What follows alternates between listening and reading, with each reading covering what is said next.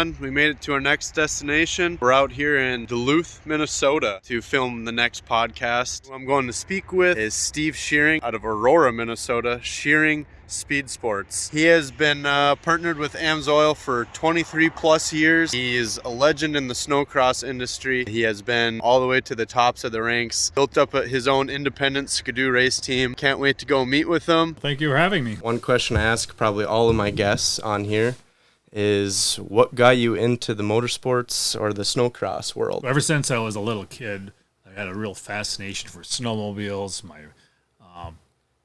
mom and dad bought one when we were 10th, 11th, 12th grade, and we rode all the time. I also wanted to go racing, but never had the money to go do it. And as soon as I got my first job, the first thing I did was I bought a race snowmobile. I didn't have a house, I didn't have a car, but I wanted to go racing, so I took all the money I had and borrowed the rest, and I started racing and borrowed my dad's pickup, and we did the high-speed oval racing from 1978 through about 1984. I raced a national circuit in the United States and Canada, raced the Skidoo twin trackers, had a lot of fun. I mean, we were in a well-funded team, and we paid our dues, but it was a really enjoyable experience. Fast forward, as I got to be about 34 years old, your brain becomes a little more proportionate size with your body than the other parts of your body. Yeah. And I was tired of being broke and hurt. So I quit my oval racing. I went to go work for, at that time, Snocross was kind of becoming the big thing. So I went to go work for a couple of factory teams. I worked for the Yamaha factory team for a year. I worked for the Skidoo factory team for a year. And then everybody's like, well, this sport needs a big independent team. Yeah. I'm like, well, I'll give it a try. And we were fortunate enough the first year to secure AMSOIL as our primary sponsorship, and we won the ESPN Winter X Games that year. We took second in the championship, actually second and third, and that was the start of our career. Fast forward, a year later, we had some conversations with the U.S. Air Force. We kind of started off with a small partnership with them. We showed them what we had to offer and how it parallels with what the Air Force has with pilots and crew chiefs and mechanics and truck drivers and logistic people, and how that whole parallels what we do and the demographics at our races. So we brought on the U.S. Air Force 23 years ago, and they've been a partner with us ever since. And that's just been a cool experience. I got to fly in an F-16 for an hour and a half. I've spent days out at Orange County Choppers when they built the Air Force chopper. We spent a lot of time down in San Antonio with special forces, basic training, just really getting a full immersion of what the Air Force is all about. And it's just been a fantastic experience. In addition to that, prior to every one of the national races we go to school visits at the local high schools where we talk about the technology that drives our team and how everything is technology driven nowadays versus the days when your hands would smell like gas. Those days are gone.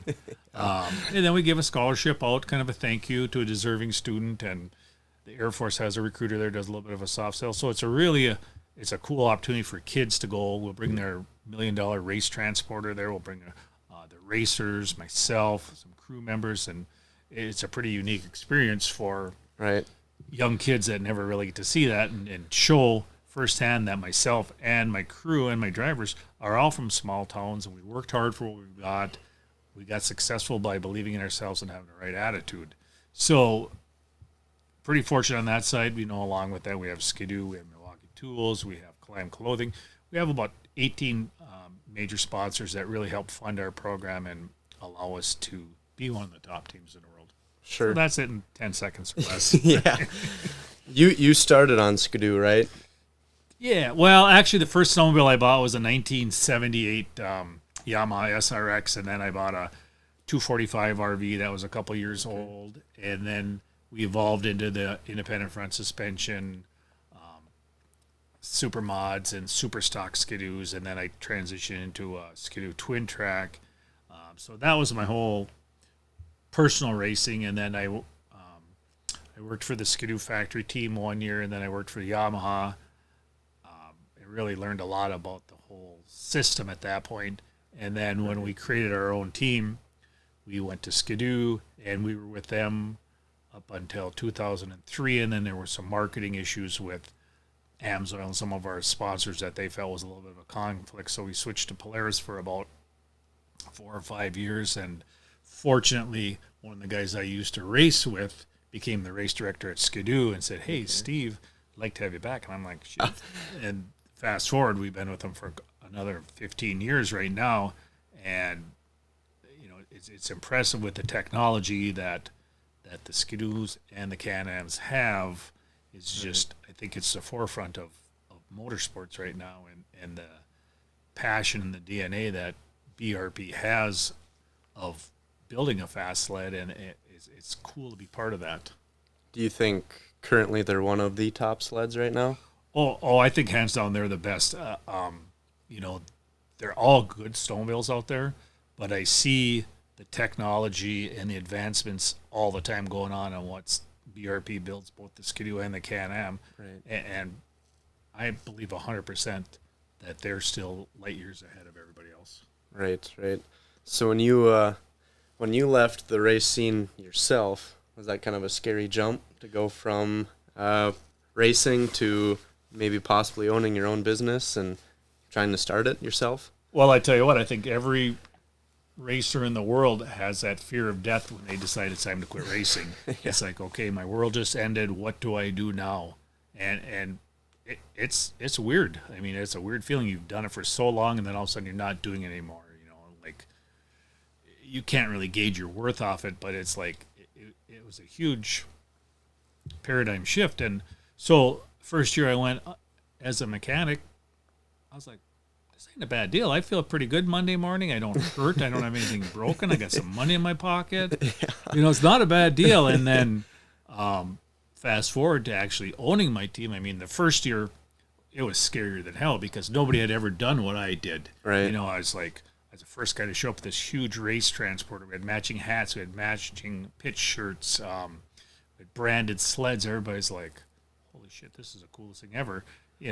We became the trend center. We were the original independent team, and fast forward, there's 25 teams out there like us now, but it's cool that I was the one that really broke that mold in snowmobile racing to bring in outside sponsorship, AMSOIL, Air Force, Milwaukee Tools, Ford trucks, all that. It's pretty cool testimony to have those for this long and the success of our team. Right. Did they, like AMSOIL and them, were they a big reason why you started? I mean, did you start it without sponsors, or did some of these sponsors hop on right away? So it's an expensive sport, and you're going to do it two ways. You're either going to go in the back of a pickup and go have some fun and then go drink beer at 4 o'clock in the afternoon, or you're going to go all in. Right. And anything in between is just a waste of money. It is. Yeah. So we knew for us to run at the level that we needed to run, we needed sponsorship funding. Right. And we were fortunate enough to have AMSOIL take a chance on us. They had been involved with racing 10 years prior to that, and then they kind of pulled back, and they were willing to take another leap. And AMSOIL's, their headquarters are only about an hour and a half away from here, so we're kind of their, home base. And they took a leap of faith on us, and it really paid off. And they've probably doubled in size 4 or 5 times since we started racing in this huge, successful company. Not all because of me, but right. It's neat to see that growth. And I was at their 25th anniversary. Now this summer I'm going to their 50th anniversary. So wow, having a long-term partnership like that is pretty rare in any form of sports. Right, and for them to just keep supporting year after year. I mean, but I also work my ass off too. Right. And it's like I make sure every single day I'm doing something to improve it. It's right. That's the thing that people don't understand is like having your own business, you have to put the time in and you get out of it what you put into. But if you really love what you do for a living, it's like, well, I'm not supposed to go home at 5 o'clock and learn on my kitchen cabinets. I'd rather stay here a couple hours and truly do what I love. Right. And be able to make a living off that. I'm very blessed. Right.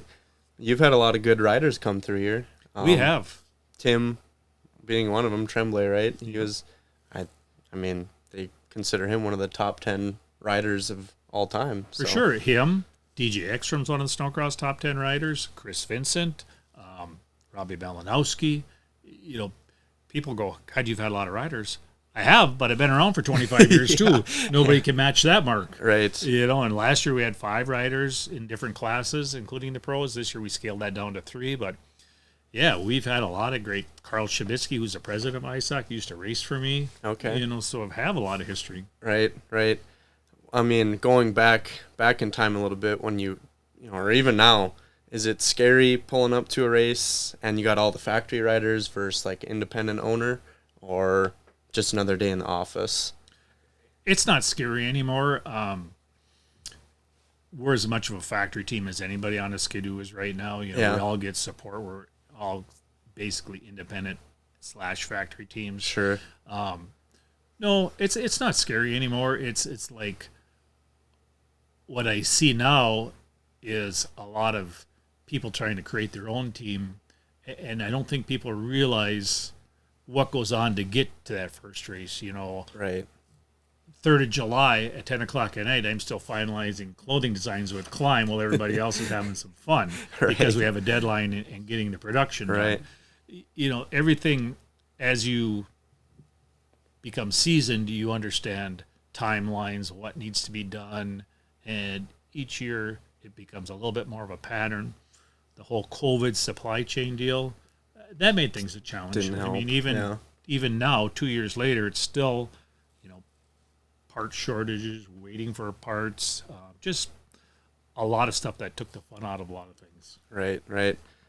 Tell me a little bit about your current team you have right now. Is it Logan and Hunter you got on the roster? So my 2 pro racers this year, Hunter Patno, Logan Christian. Hunter finished 2nd last year. Probably we had a really good chance to win the championship had he not got hurt at a couple of races and we missed some points. Logie, he used to be on Arctic. He's been with us for 2 years now. He's got the speed and the ability to put her on the box, so I'm very fortunate. And they're great guys. Yeah. Great guys. I mean, that's the whole key is like, if somebody comes on my team, I want to make sure they gel and get along and they're not a jerk. Right. Because I've had to deal with a couple of them in the past or their dads, and I'll never do that again. Yeah. I suppose the family comes along with it, so you got to deal with both the riders and the family. And I mean, families can make guys' careers and they can break guys' careers. Absolutely. And I've seen both sides of it. And I would imagine majority of the riders you get are younger. They're in their younger years. They are. Yeah. They are. And I watch riders come up, and I mean, we're a focal point where people want to come because they see our own test track, our facility, the effort we put in, the resources we have, how well our vehicles perform all the time on the track. So it's like, we've got something pretty elusive that people want to come to. Right. How many sleds are you bringing to a race? I see downstairs I guess I didn't count, but there's quite a few sleds. Yeah. So when we go to a race, not including my sport driver, just including the 2 pros, each one will have 2 complete race-ready snowmobiles. Okay. We'll have a display / guest rides snowmobile for the Air Force display.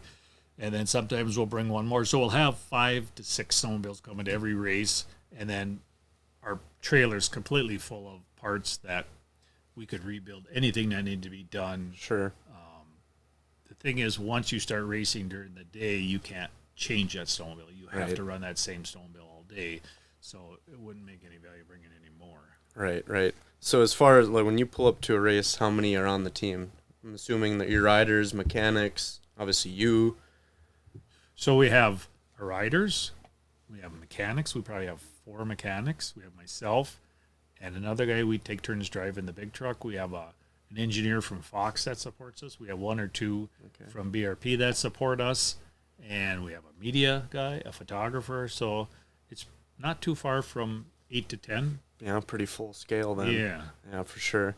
So as far as your guys' test track out here, what started that? Just knew you needed something to basically test your machines on? Because it sounds like you got, 50 riders a day is what you're saying. Right. So what started that? When we first started the Snocross racing, nobody would have time to go. We'd never have a place to test before the first race, which was Thanksgiving Spear Mountain. Well, then we went up to Thompson, Manitoba, which is 12 hours north of Winnipeg and about 200 miles from the polar bear capital of the world. Yeah. And we were in the middle of nowhere. And there was no internet. The track was rock hard. There was no shipping going on there, and I'm like, this is crazy. I said, I worked at a scale when I was younger. I can figure out how to make this snow. Right. So came back from that trip. At that time, I think we only had like 5 acres here, and about 1 snow gun and a pump, and we made our own snow. And each year it got a little bit bigger and bigger. Now I have 25 acres here. I have 12 snow guns. I have 2 groomers. I have all 3-phase infrastructure. Sure. And so part 2 of our whole test track, and one of the reasons I have other people come here, I watch these young kids go to the first race with no experience of being on sled, and they'd get hurt and they'd lose interest in the sport. Right. So I'm like, we got to give these kids a spot to get time on the vehicle, get comfortable, have fun, so when they go to their race, they're competitive and they enjoy what they do, and they'll continue the sport. Right. Yeah, you got to grow the sport. That's any motorsports anymore. That Unfortunately, this kind of thing is dying. I mean, there's not a lot of kids that get into it. Anyways, in our area, I can't speak for out here, but well, what's interesting is the numbers continue to increase. Really? Yeah. The number of entries increase. Our preseason testing numbers increased. The live streaming numbers increase on the series. So it's really taken off, the whole Snocross platform. And, not only do we have young riders here, we have every top rider in the world has been here for the last 2 or 3 weeks because they need a place to test. And the more guys we have on the track, it helps offset the cost of making the snow. Right. And it allows true race conditions. Everything gets holed out, whooped Sure. out. And it's actual races versus 2 or 3 guys out there. You spend all day trying to get some bumps designed. Right. So is it like a fee to come ride for? It is. So we do a daily rental or a season pass, and we Sure. make it affordable for everybody. It's nice here. The city embraces us in it. They helped us get this whole thing started. We don't get a lot of complaints about the noise because we are right in town. Yeah. But it's a perfect spot because there's places to eat. There's a hardware store, a gas station, a parts store. So if somebody needs something today, they can run half a mile Sure. away and grab what they need. And there's local lodging. So it works out really well. And the fact that we're in northern Minnesota where it's a little bit colder all the time. Sure. Does anyone sell race fuel in town? So I stock race fuel here. We have to run a spec race fuel. Okay. And I bring some here in case somebody doesn't have it. I'll sell them some. But I try not to sell too much. Yeah, I mean, you can smell it in the air. It's pretty strong. When I walked in, what is the spec for the fuel then? So we have to run what's called Sunoco Surge. It's a low lead, 98 to 100 octane, and I think it's a good deal that we do that because prior to that, people would run a lot of stuff that was carcinogen based, and you'd be in the pits and sucking all them fumes in, and it was a big health issue, and just to try to police it was really a challenge. This way, everybody runs the same fuel. They stick a meter in it. It's a pass or a fail. Right. And it's not like the old oil injected sleds where I'm sure the whole pits was just fume smoke. Yeah. So it's a good thing. Yeah. It's an expensive fuel, but it's the same fuel everybody has to run. Yeah. Yeah, I mean, at some point you got to draw the line and just make it even across the board. 'Cause I'm sure people are always trying. That's any sport when there's money involved. People are always trying to get away with something. And some have gotten caught. Yeah. And for me, having the Air Force and AMSOIL as sponsors, I would never cheat because it's like that would be a slap in all of our faces. Well, it'd be detrimental. Yeah, I mean, lose like, sponsors. We have a team based on integrity. Do I have a piece of foam missing maybe once in a while? Sure. Right. But we follow the spirit of the rule. Right. I assume you pull up and you got to go through a tech. You do. So you do the random tech and safety tech prior to the race. And when you finish the race, the top 3 and 1 random one will get some type of random test, whether it's a fuel test, a motor takedown, look at a suspension. Everything is random, so you don't know what's going to happen. Sure. Yeah, there needs to be tech.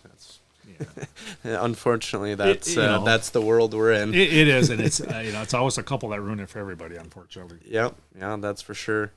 Yeah, just from watching a few of your videos, I've seen you've had a lot of big name riders ride on this practice track out here. Probably anyone and everyone in between. Well, for sure. I mean, Blair Morgan's been here. Tucker Hibbert's been here. Eliza Schule was here a couple days ago. He's coming back up on Thursday. Obviously, my riders. Tim, he spent 3 years down here. Pretty much anybody in racing comes here because it is the only spot, and it's a great track. Right. And we have great partnership with Climb, and they have the branding rights for the track, and we make sure that everybody gets a true value for coming here. Sure. I think Levi, he's up north, right? Northern Minnesota. Valley? Yep. So he's in Longville, which is over more towards kind of in between Grand Rapids and Bemidji. Okay. But his whole team has been here for the last 2 weeks, and he used to ride here when he was racing. So he has his own team then? Yep. Oh, okay. Yeah. Okay, cool. Because I don't know if he still is, if he's still a sponsored Red Bull rider. Or he is. Okay. Yeah, he is, and his team is a Red Bull sponsor. Okay, because he really got into the freestyle stuff there for a while. Yep. Cool. Well, now you've kind of transitioned into some off-road. For sure, as if I didn't have enough on my plate.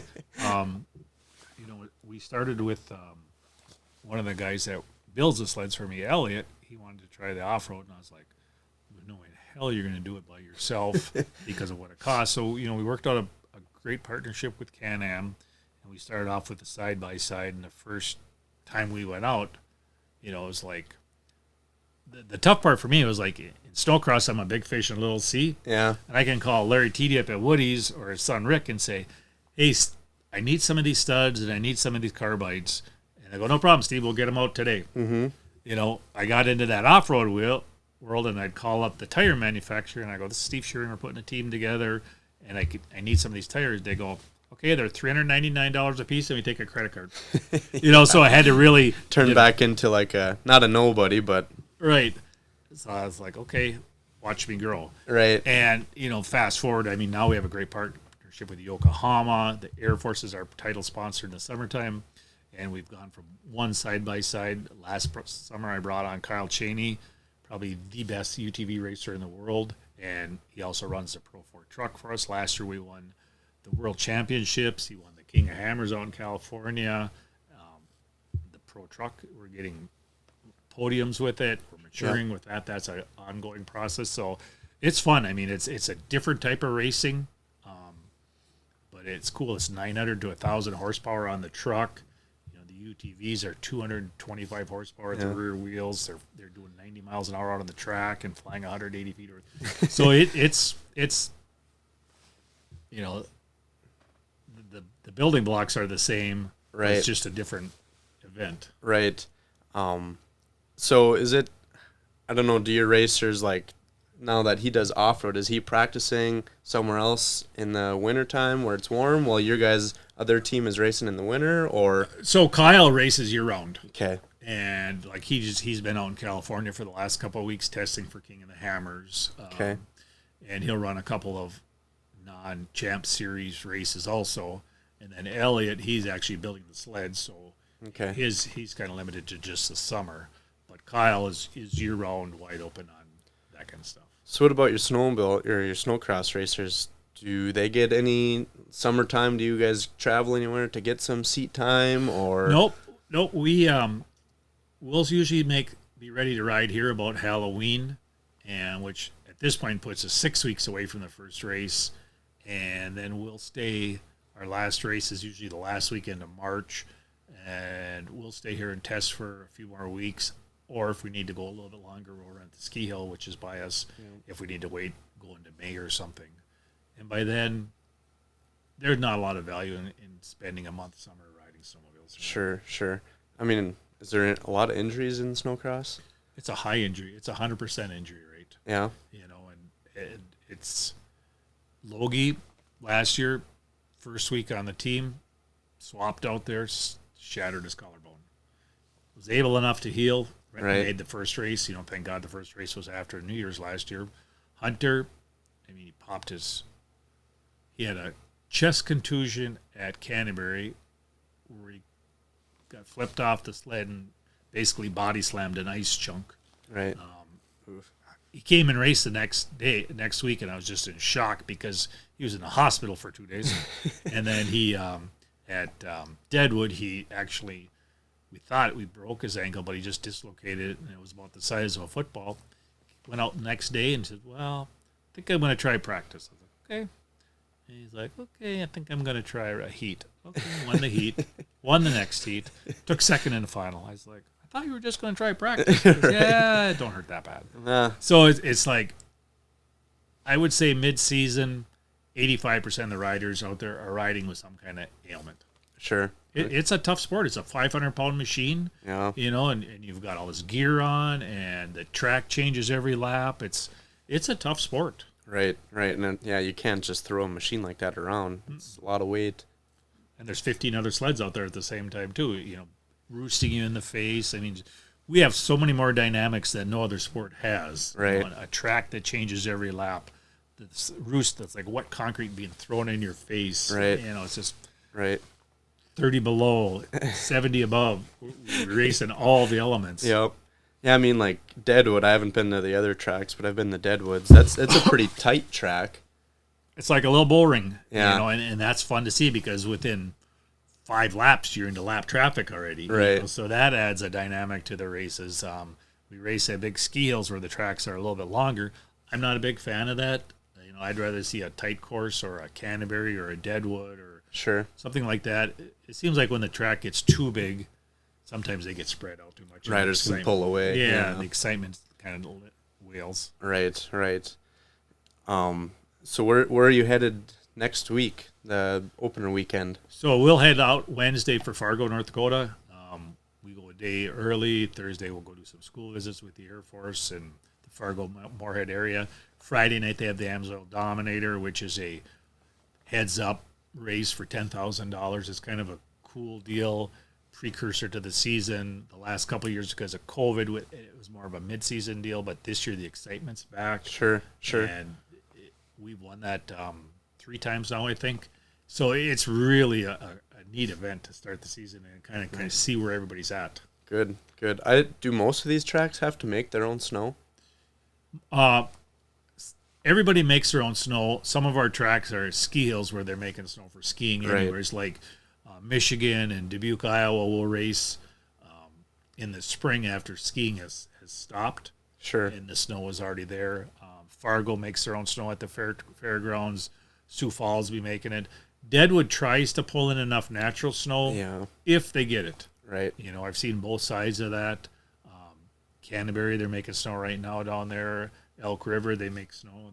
They're actually done almost making snow. Sure. So everybody has to make snow. The days of natural snow are so rare because you need so much of it to have a track. Yeah, and I don't know, as weird as it is to say, we don't get the snow that we used to. We don't, and we've had some tracks where they've hauled in parking lot snow, and you're out there racing, and there's a tennis shoe and a shopping cart in the track.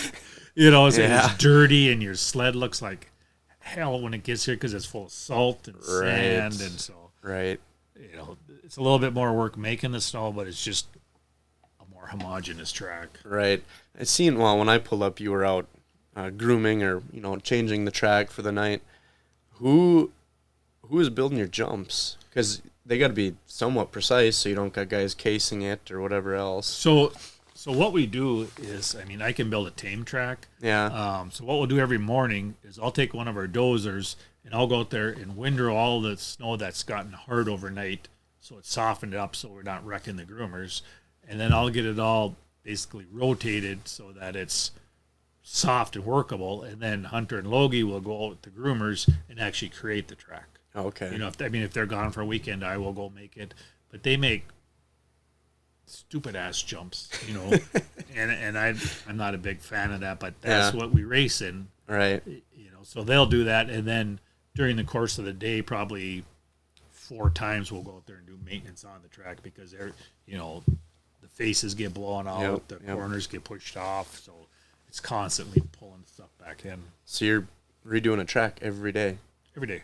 And if you don't, it's rock hard. That's crazy. And that's how people get hurt, and you don't learn anything. So Yeah. it's a lot of work. That's the thing. It's like to have your own facility is fantastic because we don't have to travel somewhere else. Right. But every day when everybody else goes home, I got to go out there for 2 hours, which I don't mind. Right. And I'm here an hour or two earlier than everybody else. getting the day prepared. Right. But we have a great track every single day. Right. Yeah, you don't see that in any other sport. I mean, the track is what it is. I mean, other than maybe grooming it or whatever. I mean, you're not rebuilding a track every day. And the sucky thing about our sport is all snow melts every spring, and then you got to start again next fall. Redo it would be great if you could keep the snow like you can keep dirt. Right.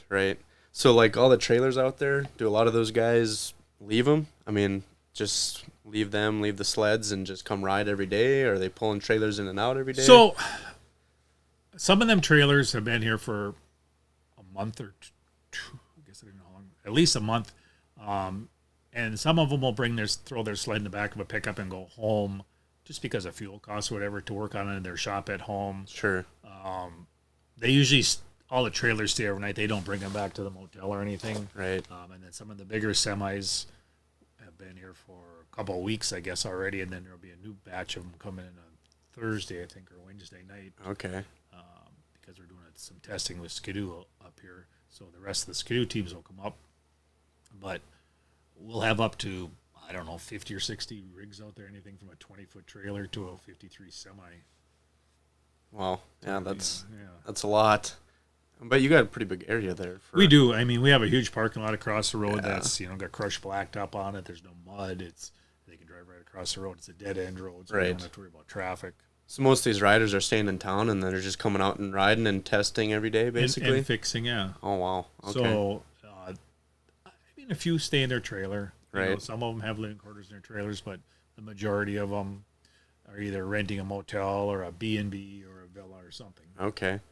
Well, that brings revenue into the town. And it does. I mean, we bring, in the month of November, we'll bring over $400,000 into a town of 1,300 people. That it's really a shoulder season. I mean, all the golf courses have closed and the ski hills aren't open and snow hills aren't open, so it's a perfect bridge for them. Right. And they really embrace that. Right, to get some revenue. Oh, I didn't realize they were staying here but I suppose how else do you train and practice? Yeah. And everything's budget driven. I mean, right. Some of the can only stay so long too. And that's why we try to make it affordable for everybody. The tough part is if you got to spend every night in a motel, it's $100 a night in a heartbeat. And sure. Food, everything's expensive this year. So your guys, do you get them on the track before everyone else gets here, like in the morning, or?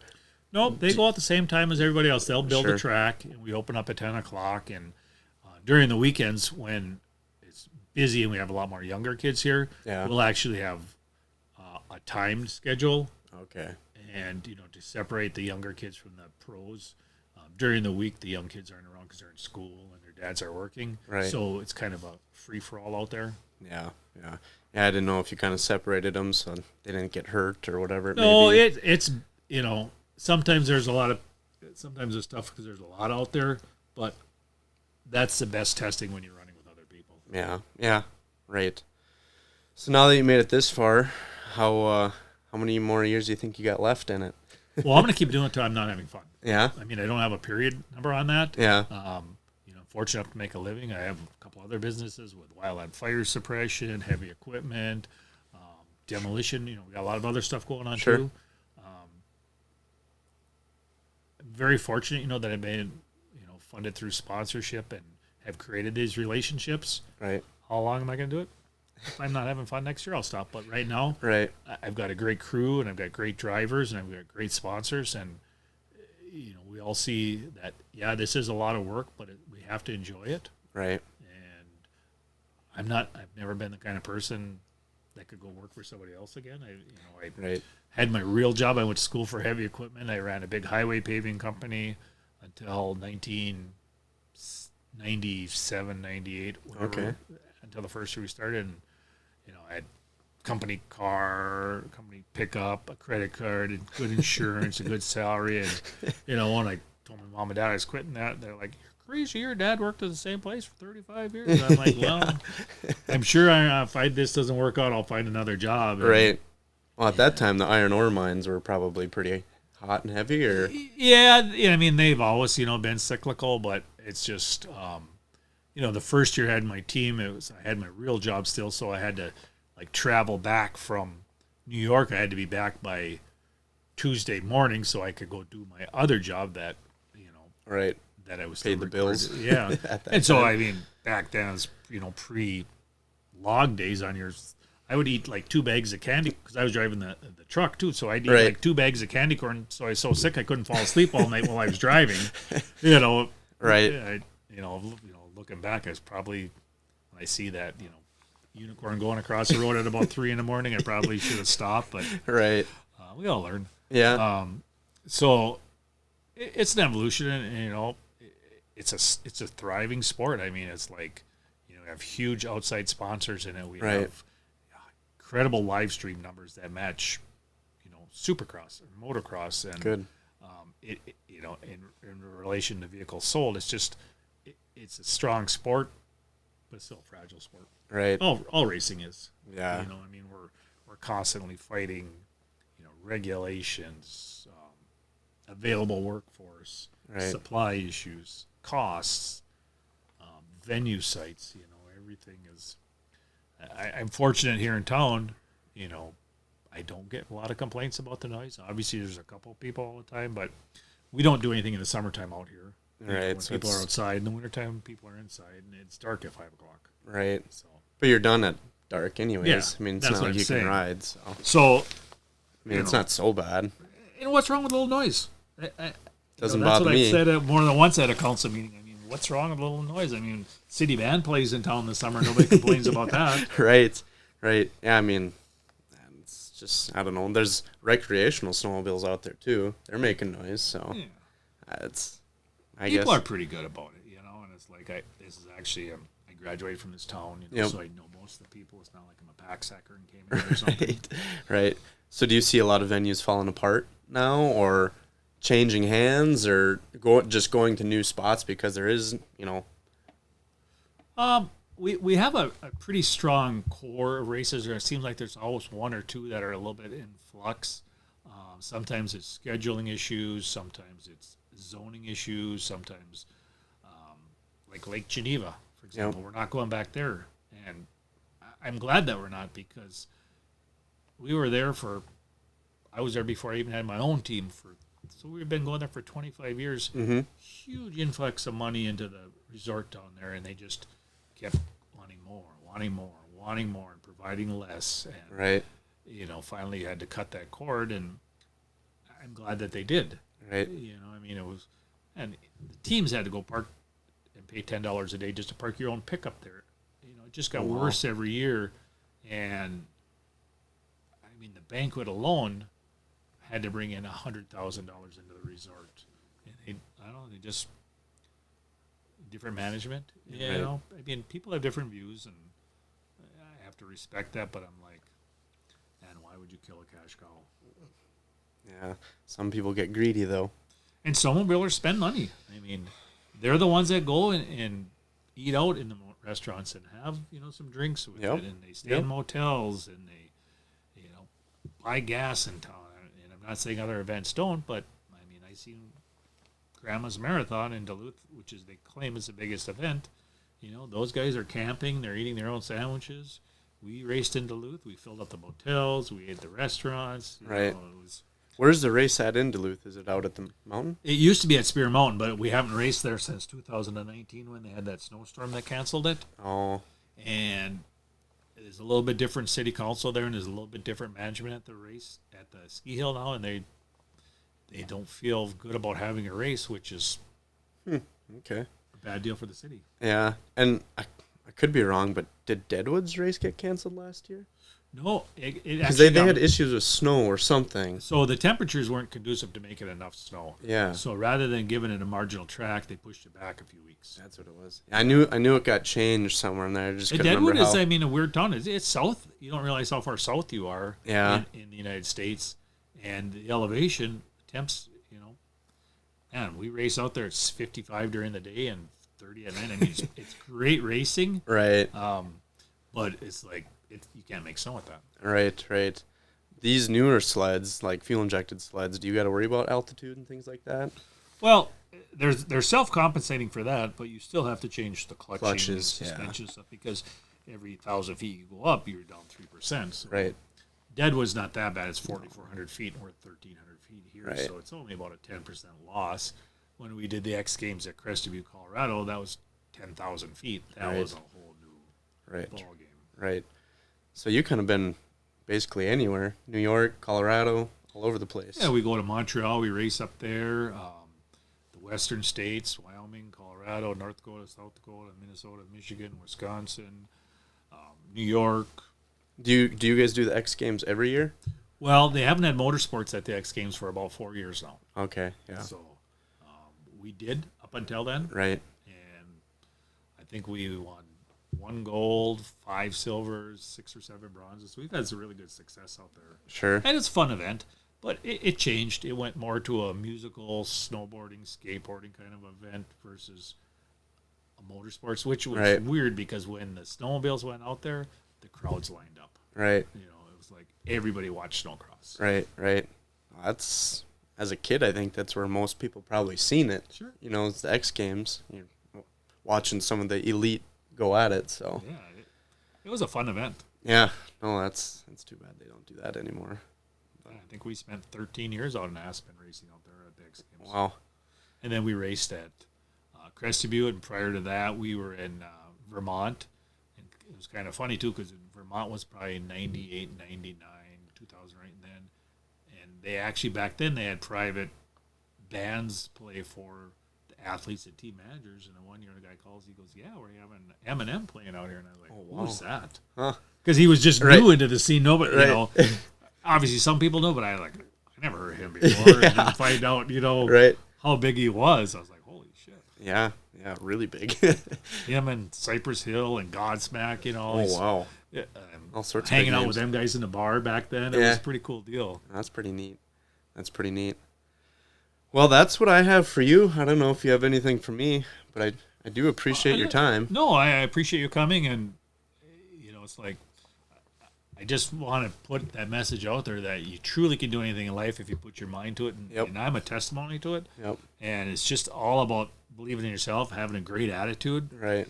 You know, and that's going to get you farther than any schooling, and the ability to bullshit doesn't hurt anything. Yeah. But you know, it's like it's out there for the taking. Nope. And to love what you do.